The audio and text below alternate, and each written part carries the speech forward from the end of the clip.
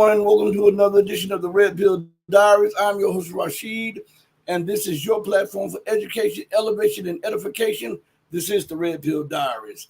I want to thank each and every one of you for joining me on this platform. If you see that I'm kind of in the middle of something, I want to hold on one second. Larry told me that his link is messed up. Hold on one second. Let me try to send Larry another link. All right. This is live on the air, so I just got this. Hold on one second, everybody. Chop it up with each other until access to the link. All right, let's see. Reply. Okay, let's see. Hold on one second.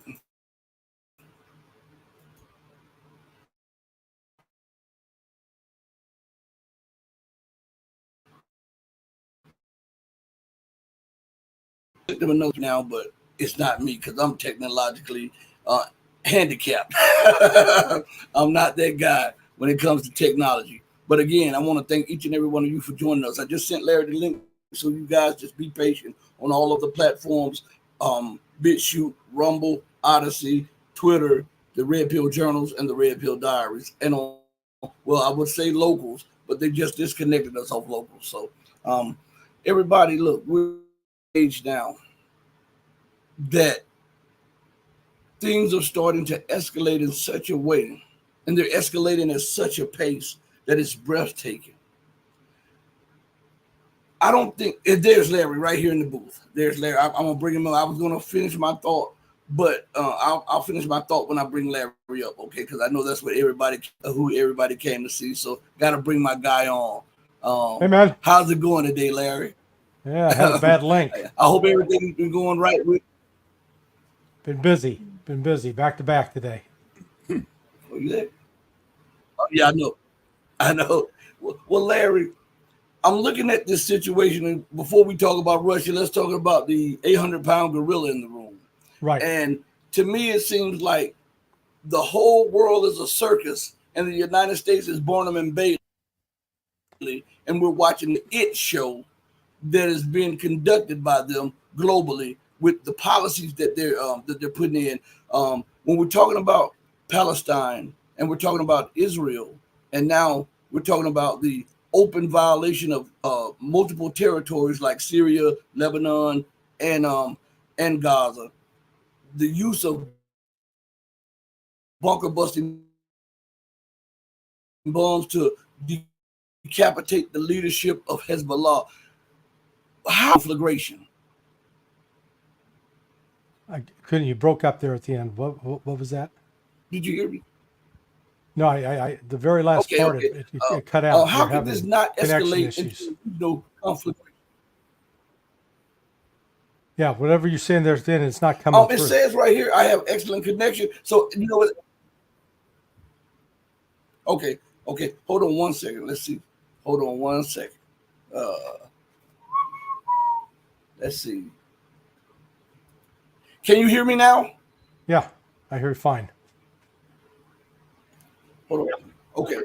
Okay, good. Because my thing says I have excellent connection, so it may be StreamYard messing with the audio. StreamYard can really be a pain in the neck. I don't think. Yeah. Yes. So again, let me go back. Since this is a circus and America's Barnum and Bailey, right? What do you think these policies of America will lead to? Because the flaunting of international law, the deployment of bunker buster bombs to decapitate leaderships across the Palestine, Lebanon, and Syria. Don't you think that this can lead to nothing but a regional conflagration? Well, I disagree with you that the United States is Barnum and Bailey. Because that implies that they're a ringmaster actually controlling things. I would argue it's just the opposite. We're not in control. I mean, it's like we own the arena, but we're not showing up to work to make sure that we control who gets in, who does what, who goes out. So we're part of the problem here. And it's it's getting very dangerous. What it looks like now, Russia has gotten involved in a way that is preventing Israel from striking back at Iran.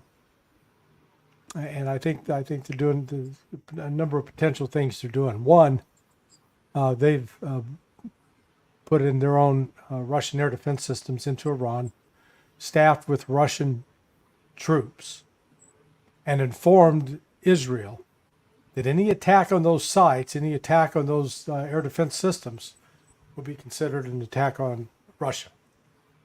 And so Israel would be at war with Russia. I think that's given them pause number one. Pause number two. Turkey and Azerbaijan all want to get into BRICS. The BRICS meeting is in 2 weeks, 2 weeks, 3 weeks.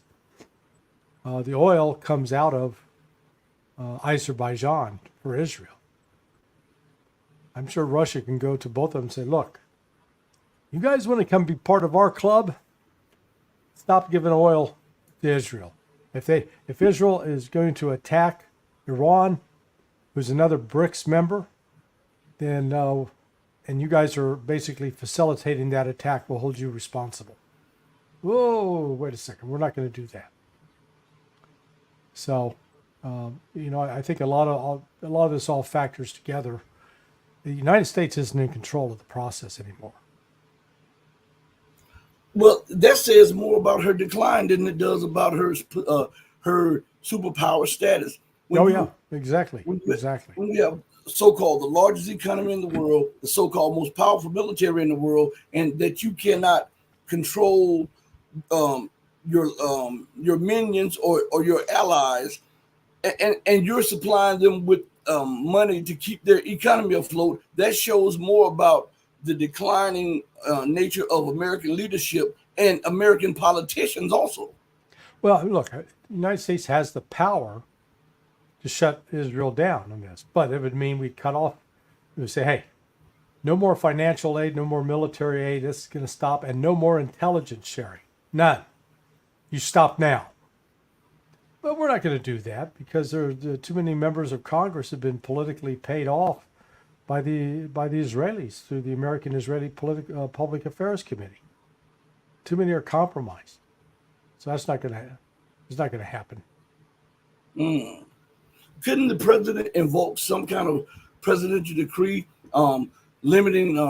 When, say, for instance, he wants to, and I know this is not what they want to, but I just want to propose something. If it's a threat to the national security, doesn't he have the right to shut down Congress taking bribes, more or less bribes from these people who are paying these congressmen and women to vote a certain way because it's a detriment to the United States national security? Well, look, who's been the number one recipient of money from Israel over the last 20 years? That's Joe Biden. So Israel's got the best president money can buy. YouTube is messed. I mean, come on, this. I'm sorry, Larry. I guess they don't want you and I to have a conversation, Larry. Everything was working just as perfectly and fine until you and I started conversing, and all of a sudden we're getting a lot of buffering and a lot of noise and chatter in the background. It's crazy. Yeah. But I was asking, couldn't the president invoke some type of presidential decree to say that, hey, listen, in the name of national security, we must prevent these congressmen from getting kickbacks or bribes from Israel and other nations until we prosecute whatever war we're prosecuting? No, I don't think that would even, he could do it. It would be nice if he could do it, but I don't even think that's possible. That's legal. But again, Joe Biden's compromised. Joe Biden is taking more money from Israel than any other member of Congress. So, he's been first in line. When they said pay out the pork, boy, he's there. Got his lunch pail open, ready to be filled. So this is, part of the problem is the president could bring this to an end, but it's not going to happen. And so Israel's trying to figure out how they can keep this war going without, completely isolating themselves, which frankly I think they're already on the verge of. But Russia has a lot of potential influence in Israel. 2.5 million of Israel's total population are Russian citizens, number one. Some very wealthy Russian oligarchs live in Israel. And, they have a lot of influence with Netanyahu. Money talks. So that's why I think Russia may now be playing a greater role in trying to rein Israel in than any other country in the world. But let me ask you this. There were reports that Israel struck Russia's naval facilities the other day. Is that true? No, or is no, that, no. I didn't think so. None of it's true. I don't think so.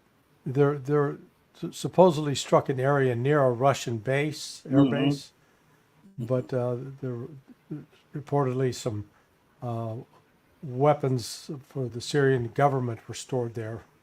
But Russia itself wasn't threatened, because if Israel hits a Russian base, that would be the same as Israel bombing Moscow.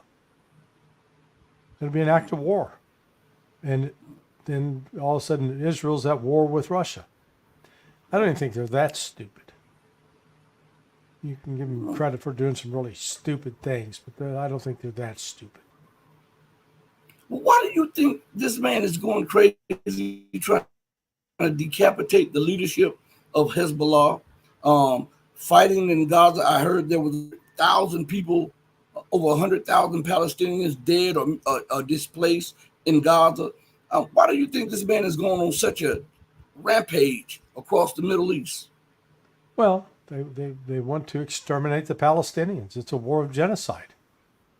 They want them out, completely out of Israel. And they view Israel as from the river to the sea. That all belongs to Israel, not to any Palestinians, not to any Arabs, not to any Muslims, only the Israelis, only the Jews. So that's what they're doing. In the entire history of the world, at least as far since Israel came into existence as a new country in 1948, they have never killed this many Palestinians. This is an unprecedented level of slaughter. And why doesn't it get enough attention in the Western media? Because if you put the shoe on the other foot, all they would be screaming about is a new Holocaust. Yeah. That's because Palestinians don't own media. Palestinians don't own banks. Palestinians don't own Congress. This is really where being poor sucks.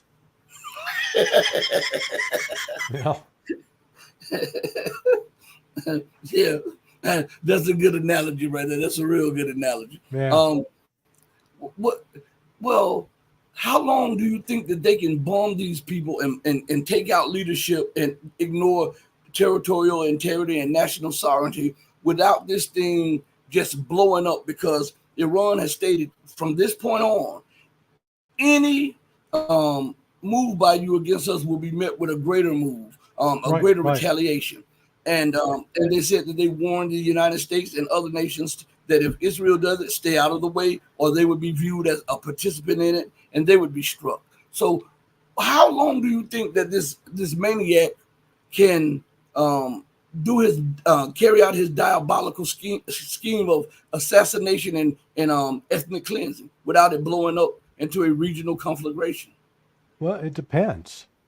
If money, weapons, and oil continue to flow, they can, and they do not attack Iran, I think this could go on for another year or two at least. If any of those other variables kick in, so for example, If they attack Iran, then Iran, I think, is going to come back and will do tremendous damage to Israel's both oil and gas facilities, as well as its military and intelligence facilities. And it'll be questionable whether Israel can survive that. If the economic downturn continues and gets worse, Israel will have to pull back militarily. So there are a lot of other factors that can stop them. And if the world community, particularly if Russia and China get together and probably say, we're going to put a stop to this once and for all, and apply pressure to Turkey and to Azerbaijan and other countries just to cut off, completely isolate Israel, so Israel is a complete pariah, then just as happened with South Africa at that point, change may ultimately come into being. One of our viewers, Cheese Puff, says, what are the chances of the populace of Jordan rising up? Because they have a huge Palestinian population. Yeah, it's always possible. They are, I know that some have been reporting about the great anger, excuse me, the great anger among the Jordanian people, and then the possibility of King of Jordan being forced to abdicate. That could happen. Again, that's one of those other things that could change. Right now, they're not marching in the streets on a daily basis and demanding he go. So if we start seeing that, then yeah, that could become another game changer. I want to play something for you before we transition to the Russian scenario. I want to play something for you from Mohammed Marandi. He was being interviewed by Archie, and I want your thoughts on this small interview. Here it is. They assassinated scientists. They murdered Iranian military officers. They bombed an Iranian embassy. They injured an Iranian ambassador in Lebanon through his beeper. They have been killing Iranians and guests of Iran in Iran. Mr. Haniyeh, who was an official guest of the president. Iran showed patience. That time is over. It's finished. From now, it's like someone who finally jumps into the pool. From now on, it is a response for every provocation. If the Israeli regime makes the foolish mistake of responding, the Iranian retaliation will be even more severe. And Iran will continue to hammer the regime until it submits. Remember that Iran has many underground missile and drone bases across the country, huge underground bases, hundreds of thousands of missiles and hundreds of thousands of drones. These were created because Iran, after the United States invaded Afghanistan and Iraq, it was preparing for war with the United States. But now they're using it against Israel. So this is for something much bigger than Israel. Iran can easily outgun the regime. And Israel is already in more than enough trouble as it is. So the Israeli regime would be smart to end this. And I think there are many in Tehran which would actually like to see an Israeli retaliation so that the Iranians can really hammer them hard. But I think the most important thing is actually not what the Israelis do, because they'll, as I said, they'll be punished. But it's what the Americans decide to do.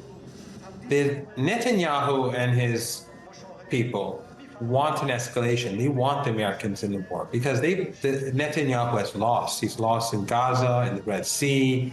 He's lost in Lebanon. He's lost everywhere. The economy is in tatters. The world despises the regime for its genocide, and now the genocidal strikes in Lebanon.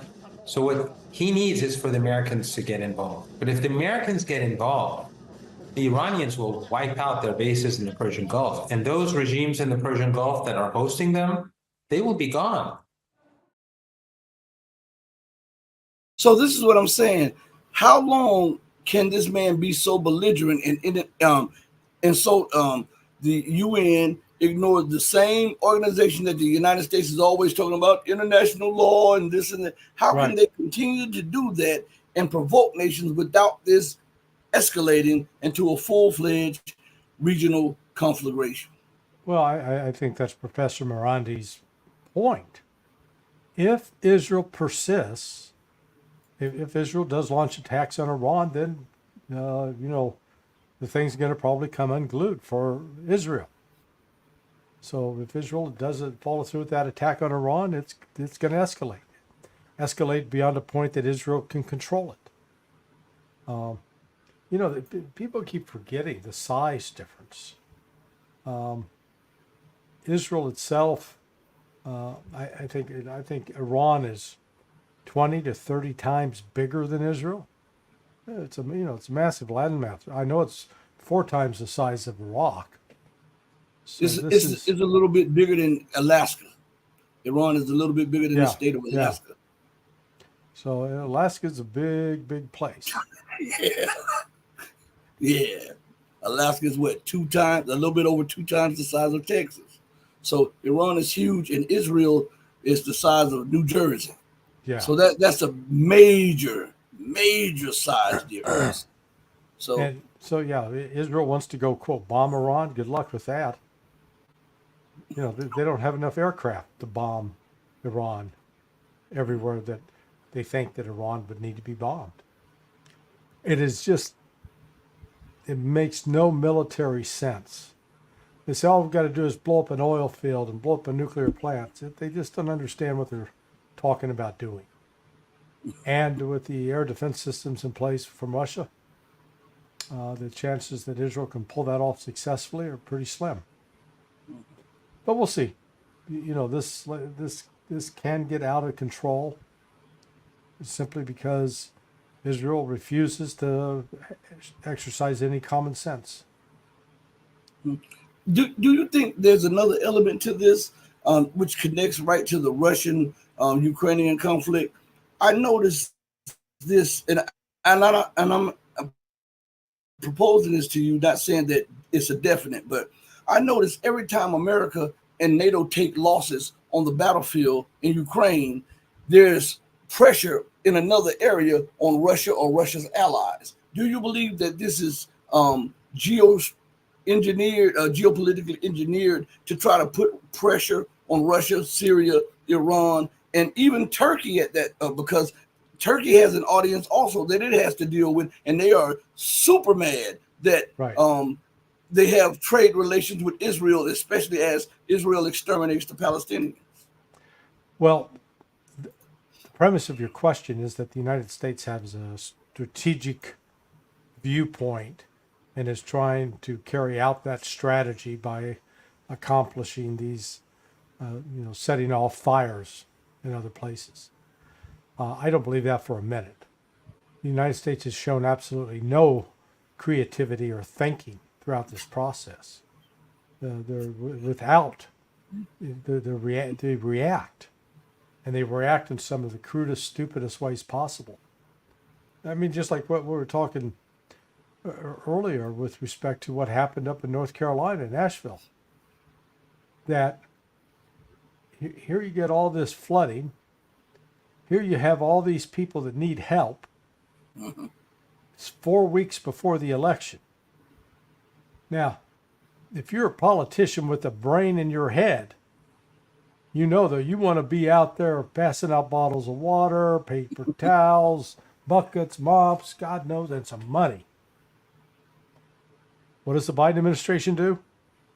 Oh man, we ain't got no money. We gave it all away to Ukraine and to those illegal aliens. Sorry, folks, you only get $750. Well, understandably so. People are getting pissed off, outraged by that. So that's just one more example of the Biden administration not thinking strategically, not thinking how to interact here.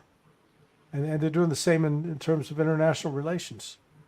They will say certain things in public and then behind the scenes basically allow Israel to do whatever the hell it wants. Yeah, and that's the point that the Iranian foreign minister was making when he said that the reason that they did not respond to the previous provocation is that the U.S. and the U.K. and European nations were saying, listen, if you would just hold off, we can come up with this peace agreement between Israel and the Palestinians. And then every time they came to some agreement, Bibi escalated. Well, He killed more people, and now he's bombing Syria, and now he's bombing Lebanon. So what do you have to say on that? well, it's worse than that, Rashid. That entire ceasefire plan proposal, I think it was a complete fake. I do It too. was a ruse. They used it as a way to entrap Nasser Nasrallah because he reportedly agreed to the ceasefire. And that's why he was in Beirut meeting with a senior Iranian Revolutionary Guard Command officer, a general. And that's why they were killed, both of them, and other senior Hezbollah leaders. Because Israel knew that they were involved there in discussing about the ceasefire, that they had given it the green light and were working on the details. They used the ceasefire basically to bait the Hezbollah chief into coming in for a meeting, and they killed him. That's what happened. And it's not the first time. That's why they killed Hania, the chief negotiator, when he was in Tehran for the inauguration of President Pezeshkian. So this is what the West is doing, is destroying its credibility. They come and say, hey, Rashid, we'd like to have you come get engaged with peace talks. Don't go near them. You'll wind up dead.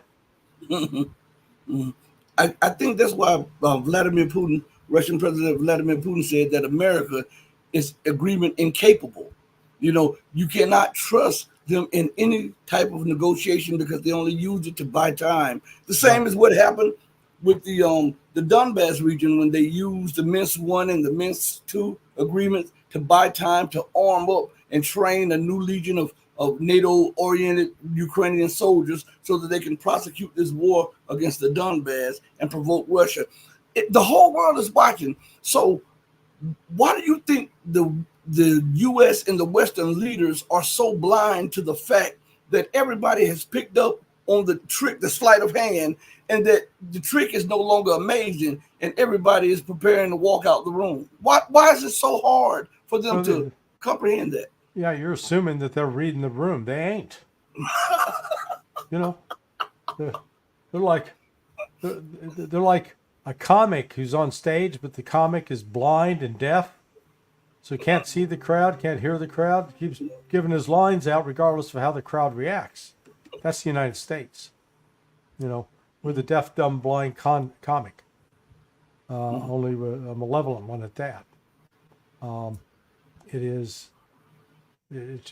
act is not playing well around the world, and we're losing influence. And as Israel continues to kill civilians in Lebanon in particular, and trying to do so in Syria, it's gonna earn more and more anger throughout the Arab and Muslim world. One of these days, some embassies are going to be blown up, diplomats taken hostage. Well, Larry, and I'll be a little bit longer, just one or two more questions with you, because I know you've been busy today. Why is it so hard for the leadership in America specifically to comprehend that they are not the juggernaut that they were 20 years ago, and that the empire, if it goes to a war in the region, in the West Asian region, North African, Middle Eastern region, that they don't have the finances to prosecute that war. And Israel does not have the finances to prosecute that war. Right. And the European Union does not have the finances to prosecute that war. So why put yourself in a losing position to antagonize and provoke people? Well, you're assuming that they're thinking about this objectively and rationally, and they're not. It's all emotion. This is They refuse to sit down and step back and say, okay, what is one? It requires, again, strategic thinking. Well, strategic thinking means you've clearly established goals about what you want to achieve. And then the essence of strategy is figuring out how do we get from point A to point Z? You know, what are all the intermediate steps we need to take in order to get there? The U.S. isn't doing that. It's just sitting back and throwing Jello at the wall, hoping something sticks. That's crazy. So, do you believe that we are now in the fall of the American empire? Because I mean, everything is pointing to the fall of the American empire. Yeah. No, we're in the last days of the empire. The United States, the era of the United States controlling, dominating things, coming to an end. Mm-hmm. And that's underscored by what's happening in Ukraine and what's happening in Israel. You know, Israel's like beyond our control now. I often liken this fall to a giant snake with the head being chopped off. You know, the snake still can the head can still poison you, and the body contorts for like upwards of 3 hours, but it's dead. Yeah. And it moves, it can squeeze you to death. But I think that the American empire is like this. It has been beheaded economically and politically, but the military part is still contorting until rigor mortis, economic rigor mortis, and political rigor mortis sets in. Is that what it's really like right now as we watch the misadventures of Tweedledee and Tweedledum in Washington? Well, yeah, we've got some major economic problems on the horizon with the massive out of control spending, massive debt. And again, we're in a situation where on the one hand, FEMA's saying, hey, we don't have any more money for you American citizens who've just lost everything. We've given it all away to people overseas. You know, that they say, you know, the old saying in Southern Missouri band, that dog don't hunt. So in the end, where will we be, let's say, in the next 2 years? Do you believe that there will be a civil war, a limited civil war here in the United States because the government continues to ignore the pleas and the cries of the constituency across America, and that she continues to misappropriate and misprioritize on funding? She can always find 40, 50, 60, 70 billion for Ukraine, but the people that are suffering here can't get any relief? I don't think it'll be a shooting war per se. I think what we're going to see is just political stalemate and chaos because there is such great division. And that will only be settled when there is some major either economic or international crisis. But that crisis could come in the way of a war right now with Iran. Normally, you'd think a war like that would favor the incumbent, in this case, Kamala Harris and Joe Biden. But given sort of the growing reluctance of Americans to get involved with foreign wars, this could actually really help Trump. So we'll see what happens in the next 4 weeks. Well, once again, Larry, thank you for joining me. I know you're busy. This man has been doing 1 million shows a day, and he made time for this show. Larry, I'll send you the video because I know YouTube will be banning this thing shortly. So, man, be blessed, be safe. All right, buddy. All right, man. Bye-bye. All right, brother. Thanks, man. Bye-bye. All right. Thank you. Everybody, thank you for joining us on the most powerful platform for truth anywhere on God's green earth. This is your platform for education, elevation, and edification. Before we close out, I want to just finish my thought from the beginning of the show. I don't think the majority of you understand the time that we're living in. I don't think the majority of you can appreciate what is going on.